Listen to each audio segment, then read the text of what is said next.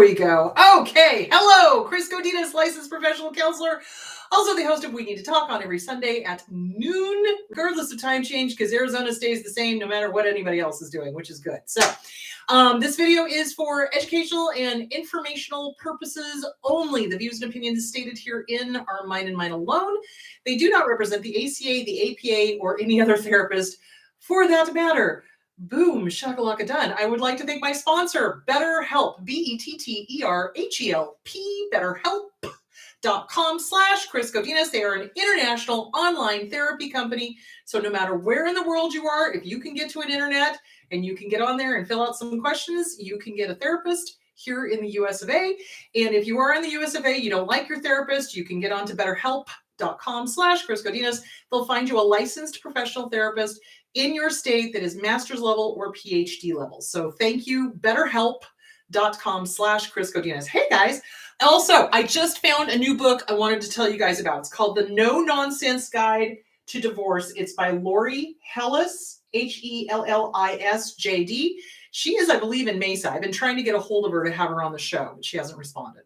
Go figure. Anyway, but this is a good book. So if you are about to get divorced, this basically gives you the how do lawyers think, how does the law work, how do judges think, what to expect, and how to keep yourself out of that pitfall of falling for the emotional stuff, and also how to snag your ex if they're doing the emotional stuff, because judges don't like that. They just want you off the docket. So the No Nonsense Guide to Divorce, which it's so funny. I'll be out reading it and somebody will be like, oh my God, are you and John getting divorced? No, I'm reading this for my clients. So No Nonsense Guide to Divorce by Lori Hellis. Wonderful, wonderful book. I really like it. I don't always agree with her when she starts getting into the psychological stuff, but again, she's an attorney, not a therapist. So this is why I think attorneys and therapists should kind of, get together and talk. So anyway, great book. Wanted to say that I'm about halfway, a little less than halfway done with it, but I'm going to keep reading it. Also, there are my books, and apparently Audible is smoking the ganja. So Andy's been trying to work with Audible to get the Audible up for So You Want to Be a Therapist. Apparently it is not up yet. There's some problem. We keep having to resubmit it. So I'm not sure what their little pity problem is. But anyway, it is available. So You Want to Be a Therapist is available on Kindle. It is also available on paperback. It's available on Amazon. Here are my two older books, What's Wrong with Your Dad, which is about growing up with my crazy father, and You Can Lead a Horse to Water, but you can't make him cha-cha. Why some people get into abusive relationships and stay, and other ones are able to book the hell out of there. So those are those two books. Shahida Arabi, as always, this is a great book. I really strongly recommend this. The Highly Sensitive Person's Guide to Dealing with Toxic People by Shahida Arabi. Awesome. I love her. She's fantastic. And then, of course, Susanna Quintana, You're Still That Girl. This is available at SusannaQuintana.com. Love her. And she and I are going to get together. Yes, I'm going to mention the podcast. She and I are going to get, thank you. She and I are going to get together next weekend. We're going to start talking about touring, dates, places to go, etc. So if you guys would like us to come to your town, please shoot me a little, I am or whatever, or mention it in the, oh gosh, Andrea, thank you. Mention it in the comments where you would like us to show up, and we're going to start our evil planning and plotting and things like that. The other book you want to get is Splitting by Bill Eddy and Randy Krieger, another great book on divorce. This basically is going to tell you what these jackwagons do in a divorce. Lori's book is good because it's all the legal stuff. It's like what you can expect, how long it takes, what to do. And she really emphasizes don't make it the kid's problem, which I totally agree. She's right on the money with that. Okay. Whew. So there is all of that. So if you have a place that you would like Susanna and I to come to, please let me know. You can either instant message me or the crew on We Need to Talk on Facebook, or you can put it in the comments or whatever, and we'll start, frantically writing things down and figuring out where we're going to go. So because we've decided that, well, I've decided that I'm ready to get back out again. I really am. So yeah, there it is. I miss touring. I miss seeing people. I miss the socialization. Dear Lord, we are pack animals. We are. We need each other. Also, on Wednesday, I went to a lecture by Bessel van de Kolk, who is the author of The Body Keeps Score. Oh my God, that man is amazing. I'm not worthy. You know, like seriously. I mean, it's like he's amazing. It's like I feel like, you know, Garth and Wayne when they meet Alice Cooper, you know. So if you get a chance, if you are a student of psychology or you're in psychology or you're a counselor or whatever, if you get the chance, go listen to him talk. He is brilliant and phenomenal. And he was so interesting because he was talking about how the DSM, how he's disgusted with psychiatrists, which, hello, yeah, because the American Psychiatric Association has become very politicized. Oh, what a surprise. And that they're trying to keep things out of the DSM-5 or the DSM-6, which is going to come out at some point, that would help, I don't know, targets of abuse. Go figure, because the insurance companies and the pharmaceutical companies want to keep everything where there's medications. Did I not mention podcasts? I didn't mention podcasts. I've had too much caffeine this morning. So I'm also available on podcasts. So this show is now wherever you can get your podcasts at for Google and Apple, Android and Google and technological stuff. Wherever you can find your podcast, this bad boy is available. So there it is. Okay. So where was I? Bessel van der Kolk. Okay, amazing. So he actually said the pink elephant sitting in the corner of the living room. He was like, yep, it's been politicized. They just want to make everything so that the pharmaceutical companies are making money off of it. They're refusing to do diagnoses that would hold the abusers accountable. Go figure. You know what I think about half of the APA. So there we go. So that I thought was really, really interesting. Okay. So if you get a chance to go see him, go see him. He's just phenomenal. And something he talked about specific to survivors of abuse, he's been working on neurofeedback, not biofeedback, neurofeedback. And this is why the pharmaceutical companies hate him, is that they found it's effective with ADD, ADHD, PTSD, all of those things. And of course, they're trying to suppress it. So yeah, what a surprise. So anyway, phenomenal. Go listen to him, buy his books, The Body Keeps Score, Bessel van der Kolk. If you get a chance to listen to him talk, please, please, please go listen to him. He's amazing. And it was funny because when he said, the DSM is, I'm sorry I had anything to do with it because the DSM is now politicized, I laughed. And he was like, it's not funny. And I'm like, well, actually kind of it is, because I've been saying that for like how many years now? So yeah, nice to get validated. Anyway, so yeah, amazing, great guy, love him, funny, smart. And the thing that sucks is that, obviously he's getting up there in years, he's getting ready to retire. And I am worried that there's not going to be that voice of reason in the APA to keep them grounded. So there it is. Anyway, that's that. Okay, now, imposter syndrome. Let's talk about that. So, imposter syndrome, and he kind of touched on that in his talk as well, which I thought was really interesting. So, imposter syndrome, where does it come from? First of all, let's define what imposter syndrome kind of is. So, imposter syndrome is when you sit there and go, oh, I don't know what I'm doing. I'm a fraud. They're going to find me out.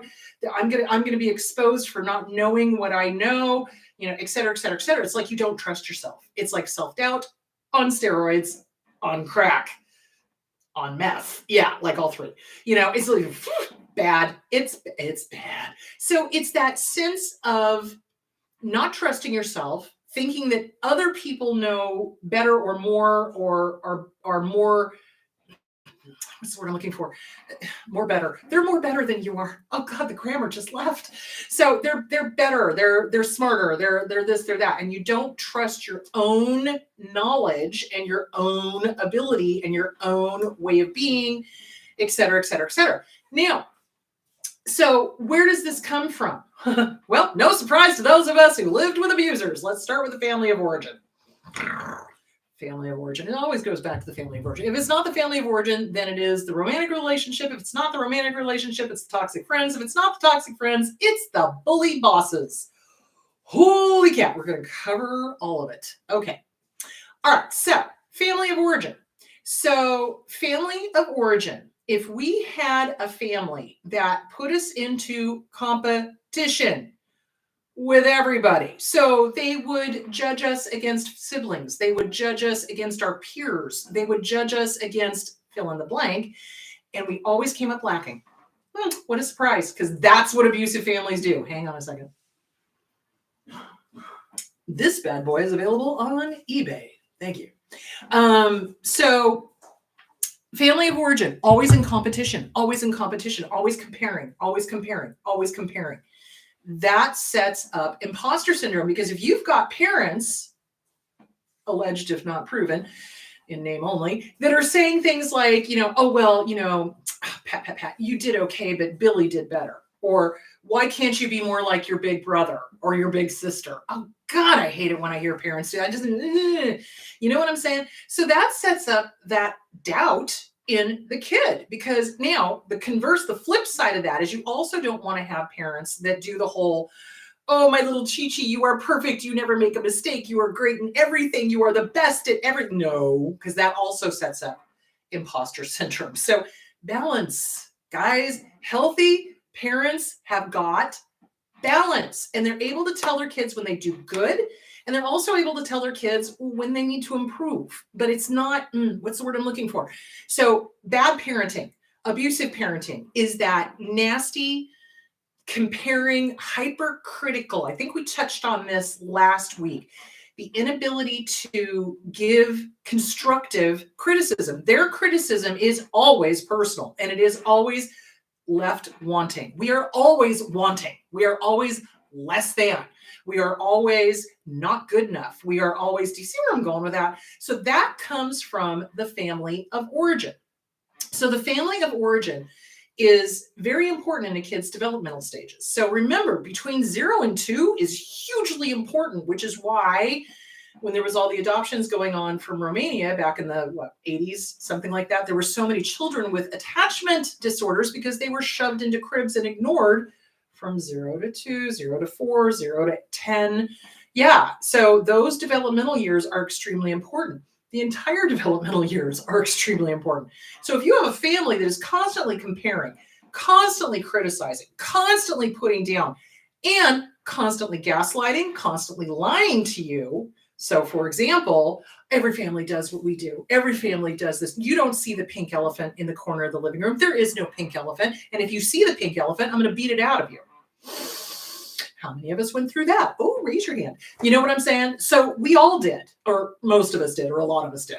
Anyway, the point being is that imposter syndrome comes from constantly having the rug ripped out from underneath you by the family of origin originally. Okay. So the lying, the gaslighting, the rewriting history, the telling you that that this is normal, that beating children is normal, that screaming at kids is normal, that having affairs is normal, that, you need to cover up for mom and dad is normal, that, that stuff, that rips reality out from underneath you. And that creates imposter syndrome. The other thing that these jackwagons do, I really wish I could swear, you have no idea.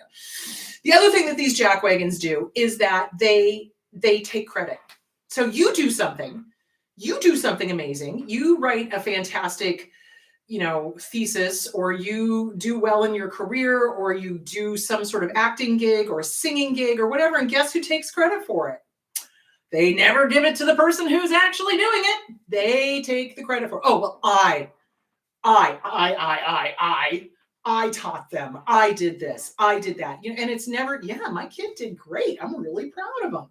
It's never that. They always take credit for it. So it's kind of like you do all the hard work. And I think you can see where I'm going with this when we get into coworkers and bosses, that you do all the hard work and they take the credit for it. And you never get the accolades or the validation that you need. And kids need validation. Kids need accurate reflections back of who they are. And when you have a parental unit or two that is cuckoo for Cocoa Puffs, it's a funhouse mirror. It's not an accurate reflection of who you are. And so you don't know who you are, and you don't trust that you know what you know. So there's the foundation for it. Now, let's move into a romantic relationship with one of these people. So these abusers cannot stand it when anybody shines or when anybody outshines them. or anybody does something that they haven't done, or whatever. So they'll do one of two things. They'll either start mocking and making fun of what you're doing to cause you to give it up, because I've seen that happen too, or they will try to take it over and outdo you. So say, for example, you like to paint. They'll suddenly decide that they're the painter in the family and that they need to go do a show at a coffee house or whatever, or what, they'll take it over. So you're a writer, they suddenly are the writer. You're an actor, they're suddenly the actor or the director. It's like, I'll do you one better. I'll become a director. What I really want to do is direct. I never understood that. Anyway, the point being, hurting actors is like hurting cats. So anyway, the point being is they try to outdo you. They try to one up you. And they try to tell you and devalue you and tell you that you're not good enough and that they're way better. I've seen them do that as well. That happens for parents, and it happens with romantic partners. So with an abusive romantic partner, if you're outdoing them, they've got to cut you down to size in their crazy heads. So they will devalue, discard, criticize, nasty, vicious. Oh, well, it's not as good as so-and-so. It's similar to the parental stuff that I was talking about. Now, and it's worse because, this is a romantic relationship and this person should be your partner.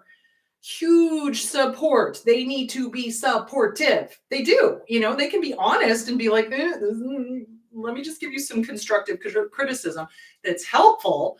That's great. But if they're doing the whole, personal attacks and just criticizing for the sake of criticizing, lying, gaslighting, history rewriting, et cetera, et cetera, et cetera, putting you down all the time, no support, not showing up to your shows, not showing up to your stuff that you're doing, not being supported, that huge red flag. Oh my God, huge, huge red flag.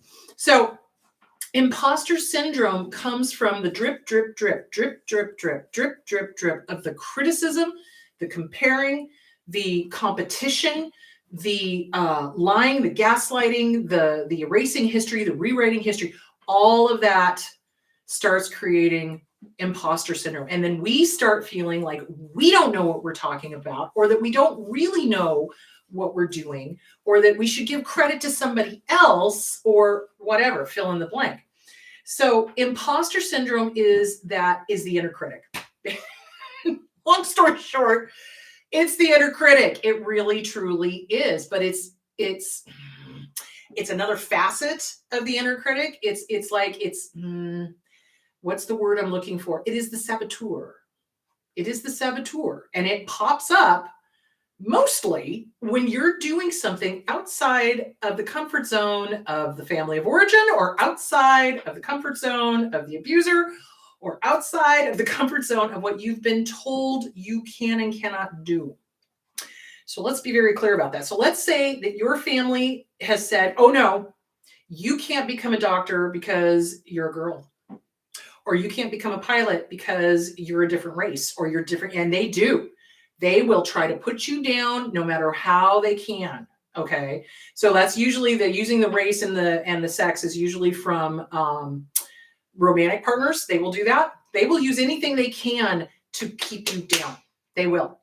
And so they'll say, oh, you can't do that because you're this race, or you're this sex, or you're this old. You can't do that because you're too old. You can't do this, da, da, da, da, da. So basically what you need to do to anybody who tells you you can't do something because you're a different race, or your age, or you're a woman, or you're a man. They sometimes use that with men that want to go into traditionally female careers, which just blows my mind. I'm just like, hello, welcome to the 2020s here, guys. What the frick? So they do that, and they try to put you into neat little boxes. And when you step out of those boxes, they come unfreaking hinged, because you're not playing their game. You're not believing their boundaries, and it's not really boundaries, it's boxes. They want to put you into a neat little box. So let me give you a personal example. And I've talked about this before. My dad was so ageist, so sexist, so racist, so everything. He was just a nightmare.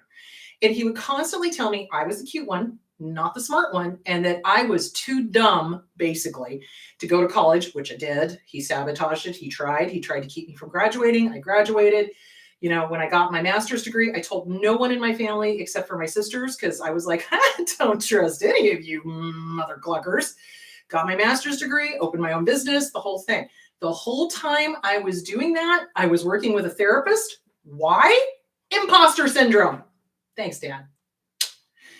Yeah. Anyway, yeah, because he gave me this whole list of don't you dares, don't you dares, don't you dares, don't you dare. Don't you dare be smart. Don't you dare be successful. Don't you dare do this. Don't you dare do that. Don't you dare, don't you dare, don't you dare. And that's what abusers do, is they want to put us into this nice little box that we can never escape from and that we believe they're BS, basically. So when I wrote my first book, okay, which was What's Wrong with Your Dad? First of all, I broke so many rules, family rules, you know, don't air the dirty laundry. Don't tell anybody. Don't, you know, oh, every family acts like that. Oh yeah, watch this. Click, click, click, click, click. You know, so when I first wrote that book, I remember telling Jack Hayworth, who's a friend of mine, he's awesome. And I told him, I said, dude, I hope it fails. And he's like, what? And I said, I'm okay with failure. I know what failure looks like. I know how to cope with that. I'm not so sure I know how to cope with success. And I was terrified. And when it did well, and when I did the show, and when things started going, I was like, you know, panic attack. Because I was like, oh my God, I'm going against all of the, what's the word I'm looking for? All of the lies, all of the boxes, all of the BS that my abuser shoved into my head, which was, you're a female, you can't be successful, you're too old, you're too stupid, you're too this, you're too that, and I went against all of it. And you know, and I published, and then I published another one, and then I published another one, and now I'm publishing a fourth one here soon. So yeah, so basically when you go up against that that basic assumption, that's the word I was looking for. Basic assumption. So the basic assumption is generally unhealthy. The basic assumption that we get from abusers is you're not good enough, you're going to fail, it's not okay, how dare you be seen, how dare you be heard, and most importantly, how dare you be believed. Holy crap. Do you see where I'm going with that? So you go up against all of those basic assumptions that got shoved into our heads and you start busting out of that box, you betcha that inner critic is going to go cuckoo for Cocoa Puffs, and it's going to be like, oh my God, how dare you? You can't do that. You can't. You need to stop. Blah, blah, blah, blah, blah, blah. It's going to be terrible. You're a fake. You're a fraud. You're this. You're that. Blah, blah, blah, blah. Thank you for your input. Shut the bleep up. Why? Because I say so. Thanks for playing. Go pound sand. Bye-bye. You know what I'm saying? So that is essentially what is happening, is that inner critic just blows up because we are coming out of those basic assumptions that we got from our abusive family or our abusive romantic partner, or we get into an office worker situation and somebody's always taking credit for what we do. Funny. And they're done that. Yeah. Or we get a boss that's a bully. How many of us have had bosses that were below? My sweet baby Jesus. Yes. So we have all of that stuff reinforcing all of that negative stuff from the family of origin.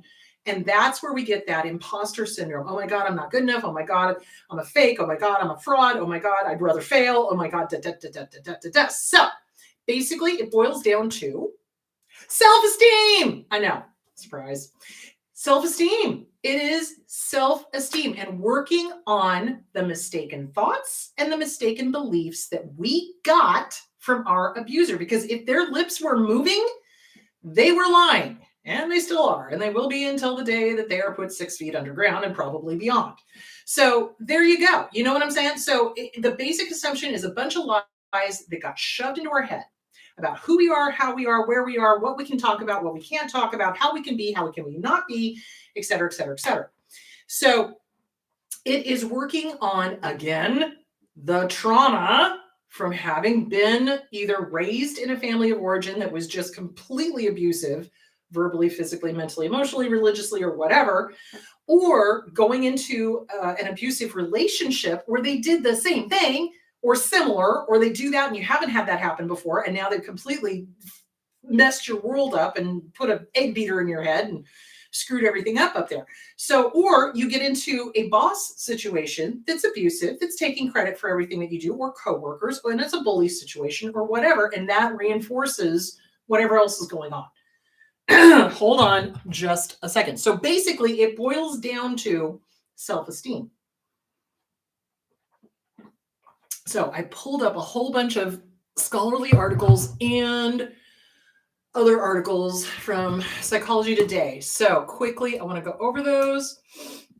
So this one is by, let me find, okay, this is called A New Way to Address Imposter Syndrome. It starts with integration of immunity to change and schema therapy. So this one is advocating schema therapy, which I think is great. This was written in January 26, 2022 by Sebastian Salacru. So he talks about, the solution. Immunity to change is a learning process developed by the Harvard University Graduate School of Education's faculty, Robert Keegan and Lisa Leahy, informed by 30 years of research on adult development. So immunity to change, that is the name of the modality. So it's basically teaching you how to be able to change, grow, adapt, etc. It's designed to protect individuals from the negative consequences of personal change. And just think about it. Shame. They love to shove shame into our heads. Disappointment. They love to make us feel like disappointment is somehow bad, wrong, or whatever. Yeah, you're going to be disappointed. Things are not always going to go your way. If I quit at my first disappointment, I would not be here. What I basically did is, oh, crap, that didn't work. Okay, well, what can I do differently? Oh, okay, dust myself off, get back up on the horse, keep riding. You know what I'm saying? So, yeah, so narcissist parents and narcissistic partners, narcissistic bosses, they all try to shove perfectionism and neuroses into our heads. So we oftentimes suffer from, no, it can't change. No, it has to be this way. No, it has to be this way. And so we get very stuck in this very rigid way of thinking. Now think about it. Abusers are rigid thinking, splitting, black, white, good, bad, all, nothing. Okay. So they don't have that fluidity to kind of roll with the punches or roll with whatever changes. So that teaches us as kids to be very rigid in, no, don't like change. Oh my God. Oh, no. Well, here's the thing. There's two constants in life, change and taxes. You don't have to like either one of them, but they're going to happen. So, it's you got to get that ability to have flexibility and to stop with the perfection.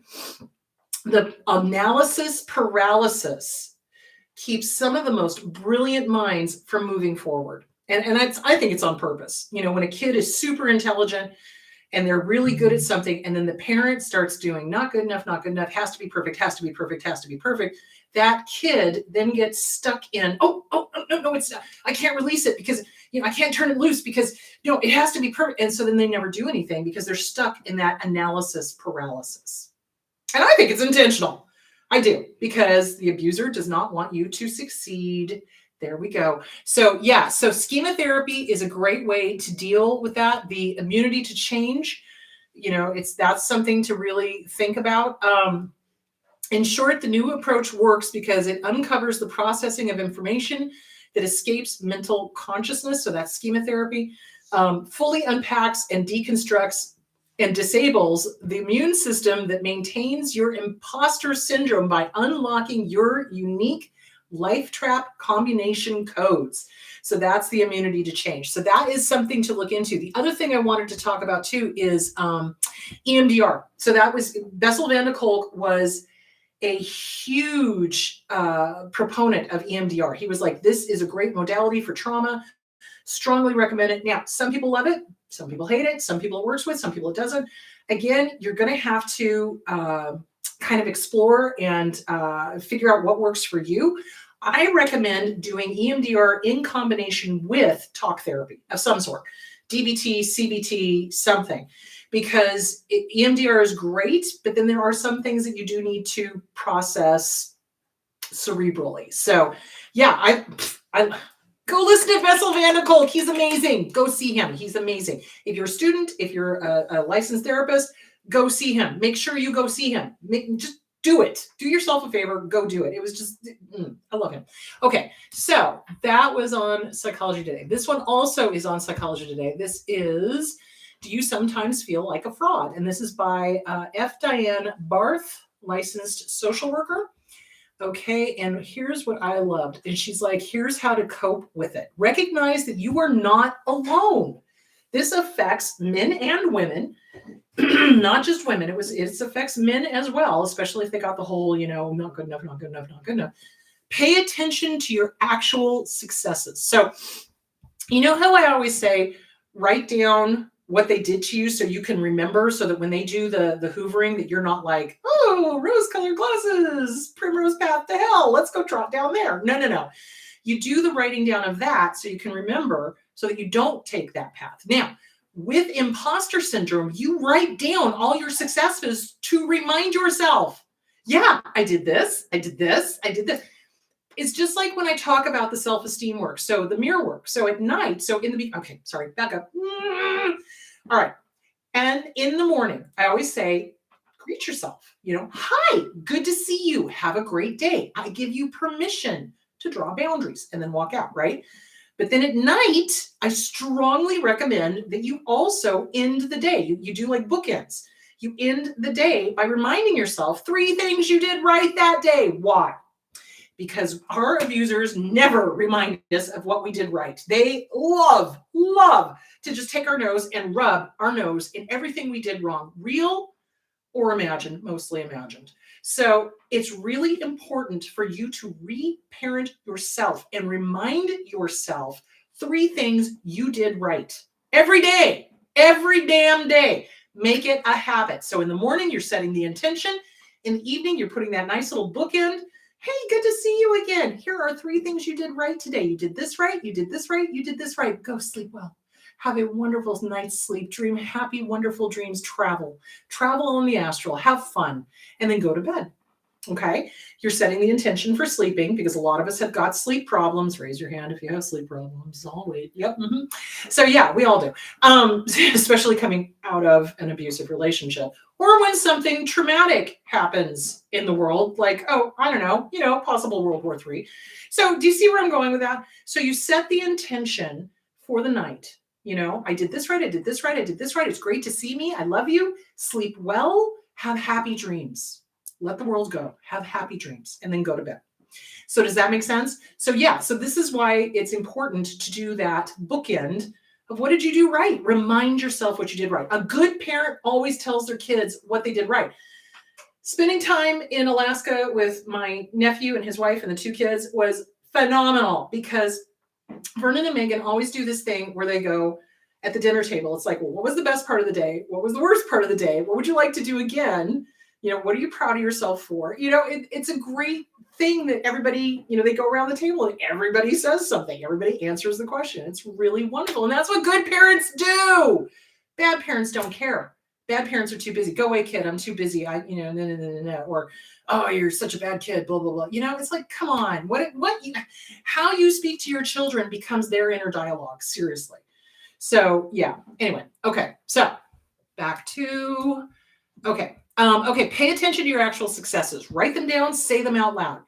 Ask for help. So a trauma response is not asking for help, because we have learned early on, I remember clearly walking up to my dad and saying, Dad, I have a problem. And he looked at me. He was so angry, because he was angry all the time. He was an alcoholic and an opiate addict. He looked at me and he was like, I've got problems, my own kid, go away. So, okay, thanks, Dad. Now I know I cannot rely on you, you jackwagon. Do you see where I'm going with that? So we learn quickly not to ask for help, because we know none is coming. So it's kind of like, okay, pulling up my own bootstraps and I'll figure it out myself. Thanks. And when I say thanks, what I mean is go pound sand. So you know what I'm saying? So we learn quickly not to ask for help. But healthy adults will say, yes, let's get you some help. Yes, let's figure this out. Yes, okay, what is your problem? What do you need? How can I help you? Not the codependent kind of thing, but like a healthy parent would have said, oh my gosh, hon, what's going on? And at least been curious. He wasn't even curious. He didn't care. It wasn't about him. You know what I'm saying? So we learn not to ask for help. So that's a trauma response. So it's really important when you are suffering, when you are having imposter syndrome, go get help. And that's what I did. You go get your own therapist. You go get, a sounding board. You go work on self-esteem, because it all comes from lack of self-esteem. It really, truly does. Okay, hold on. How are we doing? I'm going over. Sorry. I will get to the questions. Ask for help. Okay, check out your goals. Are they realistic? What do you want to achieve? Are you trying to impress someone in your family? Never a good idea, because especially if they're disordered, it's never going to happen. Do you have a mentor that you're afraid of letting down? Work on these issues. It's not about the other people. It is about you. Do you set some goals for yourself when you were younger that you're trying to attain? Take some time to revisit these goals. What would it mean if your dad wasn't impressed with what you had accomplished? How disappointed would that mentor be? And what if you don't meet a goal you established when you were younger and maybe more naive? Will you not be a good person? Yeah, because we often get that. Well, if you don't do this, you're not a good person. You're not good enough, blah, blah, blah. Will you not be happy? And so remember, the reason our abusers do these impossible goals and these impossible comparisons is because they're not happy, and God forbid we should be. Nothing pisses off an abuser more than to see somebody who is genuinely happy and having a good time and enjoying themselves. How dare they? I can't tell you the number of times I've had narcissists literally yell at me because my laugh was too loud. Or, oh, you're inappropriate. It's like, really? Because the world is kind of absurd right now. I'd rather laugh than cry. Thank you. Have a nice day. Go pound sand. Do you see where I'm going with that? So yeah, abusers hate laughter until it runs from laughter. That's all I'm saying. Anyway, so there is that. Okay, so this is also from Psychology Today. This is Mark Travers, PhD. This is How to Overcome Imposter Syndrome. So the tendency to doubt one's abilities and be afraid of failure, even when failure could be professionally enriching. So I think what I'm going to suggest for overcoming the imposter syndrome is get with a good trauma therapist. Number one, find a good trauma therapist. Start working on self-esteem. Start doing the mirror work daily, morning and evening, morning and evening, morning and evening. Do it daily. Start writing down your successes and start calling out, start challenging the BS messages you got from mom, dad, grandparents, teachers, whoever tried to make you feel that you were not good enough. That was intentional on their part. It totally was. So writing down all the good stuff. That was another thing, procrastination. So we tend to procrastinate when we have imposter syndrome because we're afraid. It's all fear-based. Procrastination is a form of power and control because nobody can make us do it. It's like, I'll do it when I want to. I do what I want, that kind of thing. So procrastination is a form of self-sabotage. So really take a look at how much do you procrastinate and why? What's going on? What are you trying to avoid? What are you afraid of? What's happening? Get with a good trauma therapist and start working through all of these little self-sabotage-y kind of things. Okay, so there is that. Hang on. Alienation, a feeling of phoniness or isolation from oneself. So this is where the self-esteem work, the CPTSD from surviving to thriving, super important. Putting the BS back where it belongs, putting the mistaken thoughts, the mistaken beliefs, all the things that were them. Remember, they project. So if they're losers, they're going to project that you're a loser. You're not. You're not. They are. So you put it back on them and you do not accept their story because they're trying to make their story your story. So you write and burn those letters. You get rid of the stuff that's not real or true. Dear Dad, guess what? I own my own business. I have this YouTube channel I've written. I'm writing the 4th book. Bleep the bleepity bleep bleep out of bleeping bleep you dead a-hole. Bye-bye. Pound sand. Have a nice afterlife, whatever. And then trot it out to the barbecue and burn it. Have some humor about it. Not everything is super serious, guys. You can have humor about this. You can. And anybody who tells you you can't, probably disordered. All right, so let's see. All right. Okay, so there was that one. Let me get rid of that. Okay, family dynamics obviously is a cause of it. Comparison is a huge cause of it. They talk about parents comparing and all of that stuff. Okay, and then there is on Brill, Brill.com, Dealing with Imposter Syndrome. This is by Judy Robertsons. And she talks about, do you feel like a fraud? And then she talks about the high pressure of academia. Did the parents put this ridiculous amount of pressure on the kids to be perfect or, make them look good or whatever. And then that translates into the work environment. So that one specifically is about the work environment. She offers some really good suggestions with that. Okay, sorry, I've gone way over, but I thought this was a really interesting topic. Okay, let's get to the questions. Okay. What to do if imposter syndrome comes up in a high pressure moment, and usually it does. So to be clear, imposter syndrome usually doesn't poke its head up until it's a high pressure moment. Like you're going to be on the spot, you're going to be performing, you're going to be presenting, you're going to be, whatever. For instance, during a presentation, you start hearing the critical voice. So what you're going to do is you're going to take a moment. You're going to take a moment. You're going to have a glass of water or something next to you, just like I talk about in court, right? So if you have to give testimony, you have the water. And when you take that sip of water, you're going to say, I know what I'm doing. Mm-hmm. Thank you. Go pound sand. I know what I'm doing. And you just do that to yourself. You don't say it out loud, obviously, because microphone. But you just take that sip of water and I know what I'm doing. It's okay. Thank you, critic. Go pound sand, and then start your presentation. So yeah, especially if you haven't really worked on the family of origin stuff, if you haven't worked on the trauma, if you're not aware of the game playing that the inner critic does, yeah, you're going to be in a high pressure situation and all of a sudden it's going to pop up and you're just going to have to be like, I hear you, I see you, this thought stopping. I hear you, I see you. Not today, Satan. Have a nice life. Go pound sand. Bye-bye. I'll deal with you later. Bye-bye, bye-bye, bye-bye. Bye-bye. Go play in traffic. Bye-bye. Do you see where I'm going with that?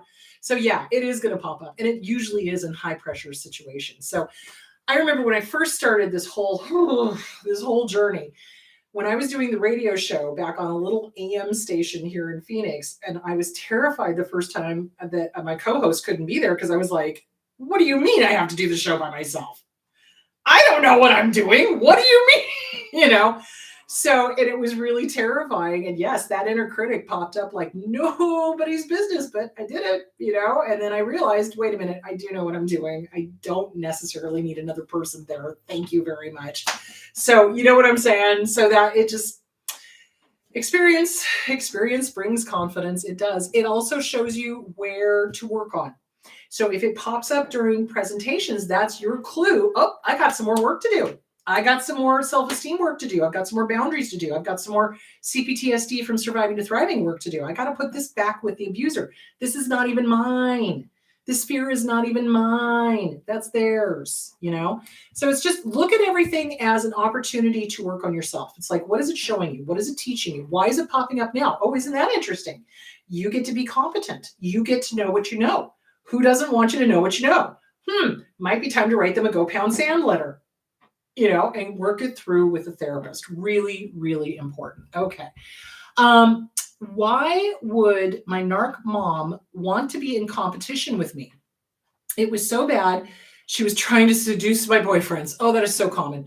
Oh, good Lord. It is so common. So narcissists are always in competition with everybody, and especially their own children. And yes, they will try to seduce boyfriends. They'll try to seduce girlfriends. Because in their sick and twisted little mind, remember, their emotional development is maybe on a good day, if the wind is blowing in the right direction, that of a 2-year-old. Seriously. So they are in competition with everybody, and they view life as a piece of pie instead of infinite. It's like there's 7 billion people on the face of this planet. Y'all got enough love for every single one of them, except maybe Putin, but that's another issue. Anyway, the point being is that they view life as finite. They view it as, there's only so much for each person, and if you take that, then you're taking away from me. That's literally how they look at things. How old are they? Oh my God, not very old. And so they view your being with somebody as a threat. And so they've got to prove that they are the most handsome, most beautiful, most seductive, most this, most that, most whatever. And they have to have that attention. Otherwise, it feels to them, because they're crazy, like it's taking away from the pie, that they're going to miss out on that piece of pie. You know what I'm saying? As opposed to 7 billion people on the face of the planet. You can love all of them. Thank you very much. Thanks for playing. Bye-bye. You know what I'm saying? So they can't understand that. Well, they're not. They don't feel the way we feel. Let's just go back to that. They don't have empathy. It's a very emotionally immature way of thinking. And it is very black, white, good, bad, all, nothing. Okay, splitting. And that's why they're in competition, because they have to be the best, the smartest, the sexiest, the most seductive, the whatever. And they're terrified of aging too. Oh, dear God. So yeah. So I hope that answered the question. Yeah, they absolutely do that. And the best way to deal with a parent that is doing that is to simply not be around them. Or if you feel the need to introduce your boyfriend, girlfriend to your family, you warn them ahead of time. So like with John, bless his heart, we went out to dinner, and this was when I was still drinking, and I got wasted, and I told him everything, like literally everything, because I was like, okay, dude, here it is. This is the family you're marrying into. God bless. Good luck. You might want to wear garlic. You know, I mean, it's... And I told him everything. And so he was kind of prepared when he did meet my family, and my mom was inappropriate, and my dad was telling racially inappropriate jokes. And, you know, it just, I'm sitting there looking, I'm kicking the back seat of my dad's car, like, shut up, shut up, shut up, shut up. You know, and I'm just like, do you want me to be an old man? What are you doing? And John, bless his heart, he was like, oh, they're kind of interesting there now, you know. And I'm like, oh, you have a sense of humor. Oh, this is good. You know? So yeah. So basically you stay away from the family if you can. If you feel the need to introduce, I seriously advocate for telling the truth. It's like, look, my family's crazy. I don't recommend getting drunk. That was when I was still drinking. But, you know, tell them the truth, tell them everything so that they're not shocked, and explain it to them. And if they run, then they're not the right person for you, basically. So, you know, because it's kind of like they need to be prepared. Because if you take a boyfriend or girlfriend home and then mom or dad or both are hitting on them, it's going to be really awkward and weird. But if they kind of know about it ahead of time, they're kind of going to be like, oh yeah, I see this. Okay, got it. All right, cool. Look at the time. Gotta go. You know, they'll help you hopefully get out of it. So anyway, there is that. In regards to write and burning letters, because I have a hard time letting go, because that's what the abuser was, dismissive and forgot. Okay.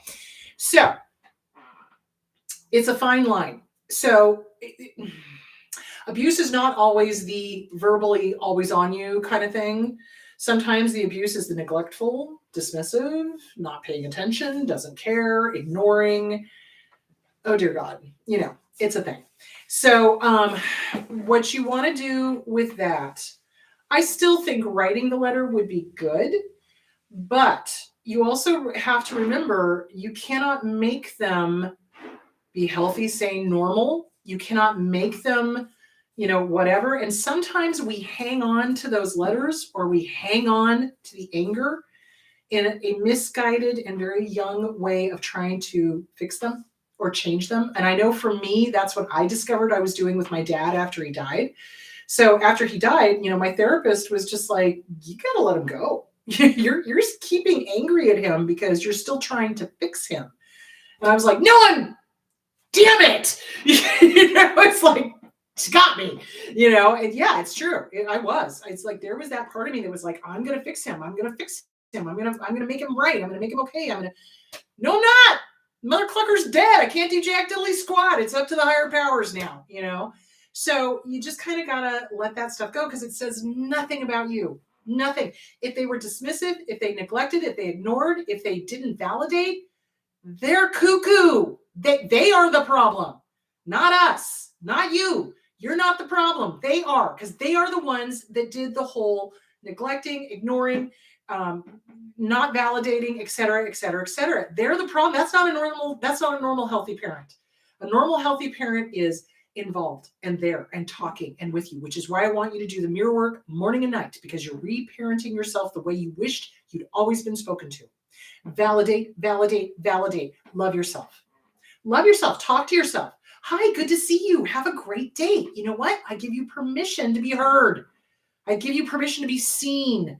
I give you permission to be validated. And then walk out, because that's what you're looking for. So become your own parent. I know, and it's not fair, is it? It really isn't. It is not fair. But, you know, it is the way it is. We got the cards we dealt with. Let's make the best of it. So the best of it is to reparent ourselves. Do not give your power over to your abuser. Do not hang on to them. Let them go. Just let them go. You can't fix them because you didn't break them. The only person that can fix them is them, and they're unlikely to do that. So there that is. Yeah, I totally get it though. It's the neglect and the ignoring. You bet. Okay, what if there's praise in the mix alternating with the rest? So I always called that damning with faint praise. Damning with faint praise. And that is what abusers do. And my dad was an expert at that.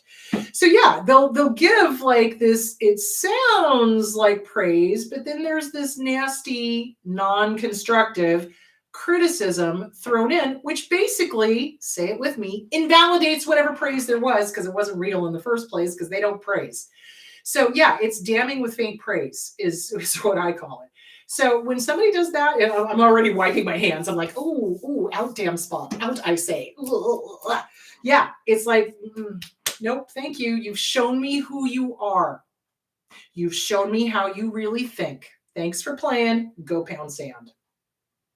Especially with bosses, coworkers, anybody that does that, damning with faint praise. No, they've shown you who they are. Believe them the first time. Absolutely. And yeah, they do that. And it's on purpose. Abso-freaking-lutely. I have memory issues after so many years of abuse, and I am wondering if it gets better with time.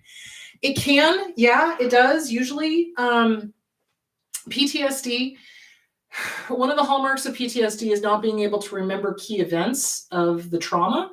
If there was a lot of trauma, you know, like I said, I get some clients that come in and have very little memories of their childhood. So they'll say, well, I can remember till about age 10. And then I'm like, ooh, red alert, shields up, something happened, hello. You know, so if there's not a lot of consistent childhood memories, that says to me a great deal of trauma has occurred. Memory loss, as in not remembering things, that can be a stress response, absolutely. If you are concerned about it, though, I strongly suggest going and getting a physical. Go talk to your medical doctor, because not everything is psychological. So you want to rule out the physical stuff. You know, is there something going on neurologically? Is there something going on physically that needs to be addressed? So you want to rule that out. And then also you want to, you know, double whammy it. You want to also work with a trauma therapist and see if it improves with working on the trauma. So yeah, so you just want to cover all your bases. That's a really good way to do it. That's what I like to do, because it's kind of like, okay, let's make sure this is not physical. Let's rule out this, you know, and then let's see if it really is psychological. And it can be, because PTSD, obviously, we don't remember key events from trauma. Stress, ongoing stress, that'll cause you to completely lose your mind. You bet. Absolutely. So yeah, so check it out and double check that it's not something physical. Okay. It can get better over time. Yeah. Once you start, how do I explain this? Once you start working on the trauma, a lot of my clients will start remembering past whatever age they could not remember. And obviously it's a lot of trauma. And some of them are freaked out and they're like, oh my God, I don't want to remember. And I'm like, just take a deep breath. It's all good. This is good. This is good that you're remembering, because now you can deal with it. And now you're not being run by it. And it's not the inner child making decisions. It's the adult you making decisions. So reframe the way you're thinking about it. It's okay to feel. It's okay to feel. It's okay to remember. It is. Is it scary? Yeah. Yeah, you betcha. Yeah, but necessary, because you want to work through it so that you're making the decisions. Adult you, not little you. So yeah, absolutely. Okay, hold on. Let me get back to this. Yes, it can get better over time with the proper therapy, and if it's not a neurological issue. Do narc abusers have inverted posture syndrome. They usually pretend to be better than they are. And their victims tend to believe their own worth is less than it really is. Well, kind of. So abusers, narcissists in particular, totally overstate their abilities. They have to be the best of the best of the best of everything, and they will lie about it. And of course, they have to put down anybody who's a threat to them. Like, totally put them down. Like, go for the jugular, say lies, et cetera, et cetera, et cetera, because they're so threatened by genuine emotions, genuine intelligence, genuine people, genuine whatever. So yeah, they do that. They overstate their worth. And the targets of abuse, when you're in the fog, the fear, the obligation, and the guilt, when you're in that thrall of the abuser's almost hypnotic kind of weirdness, that intermittent positive rewards, the love bombing, the, I love you, I hate you, the whole thing. When you're in that thrall, you believe whatever they say, even though you know it's not true. Because you want it to be true, because you want to believe them. And unfortunately, part and parcel of that is believing what they say about you. So that's why it's so important that once you go no contact with an abuser, you stay no contact. Do not go back to them, because you'll just go fall right back into the fog. I mean, like immediately. And it's scary how quickly it can happen, especially if you haven't done the work on yourself, especially if you haven't been working on self-esteem, especially if you haven't been working on boundaries. You get back with that abuser and oh my God, you fall right back into those roles and you fall right back into that fog, and it's dangerous. So that's why I'm saying, if you go no contact, you stay no contact, no matter what they say. And they will say the prettiest lies. Oh, I've changed. It'll be different this time. It'll be better. I'm in therapy. Right? No, you're not. You know what I'm saying? So yeah, you don't believe them, because if their lips are moving, they are lying. Okay. How can I be the best parents I can for my 3-year-old? I struggle with PTSD after leaving my abusive ex. So you work on yourself. That you lead by example. Seriously, kids are little sponges. And I tell parents this all the time. Kids are sponges. They watch us. They look to us for how to respond.